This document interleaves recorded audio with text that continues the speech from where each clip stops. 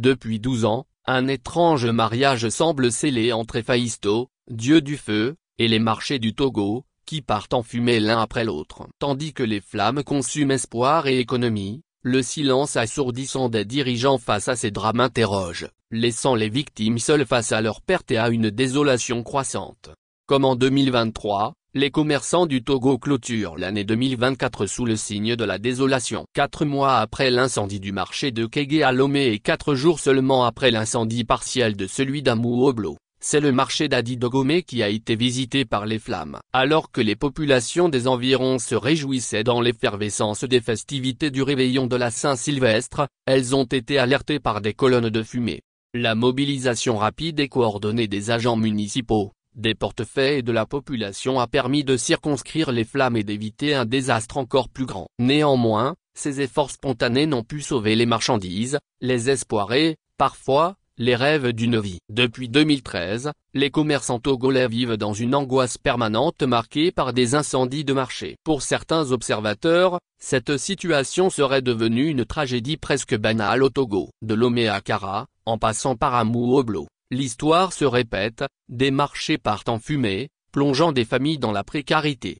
Et, depuis 12 ans, seul le marché de Kara a pu être reconstruit. Si le bâtiment principal de celui d'Adolato est toujours en chantier, ceux d'Agoé à Sieyé ou de Kégué offrent un contraste douloureux avec l'abandon criant des sites incendiés.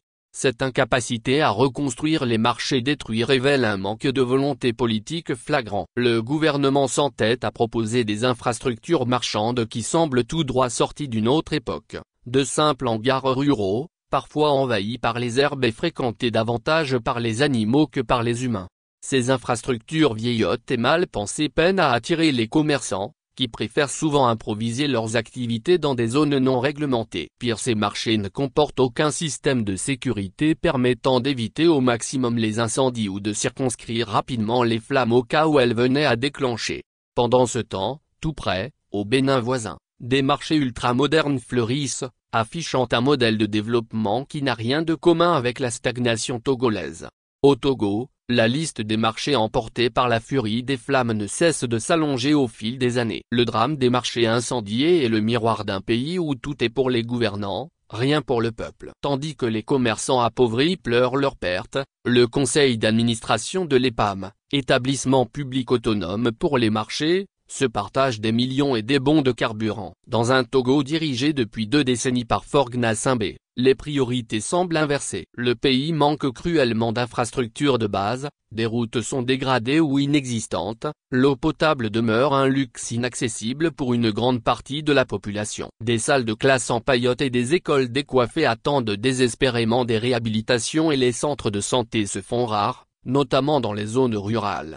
Entre la misère des populations et le confort des dirigeants, dont les privilèges s'affichent sans pudeur, le constat est saisissant. Le cycle infernal des incendies de marché au Togo témoigne une fois de plus de l'échec de la gouvernance à répondre aux besoins fondamentaux de ses citoyens. Ces drames, loin de se résumer à de simples catastrophes matérielles, révèlent les failles profondes d'un système qui semble avoir abandonné les préoccupations du peuple. Les flammes des marchés pourraient-elles être le déclencheur d'une prise de conscience nationale ?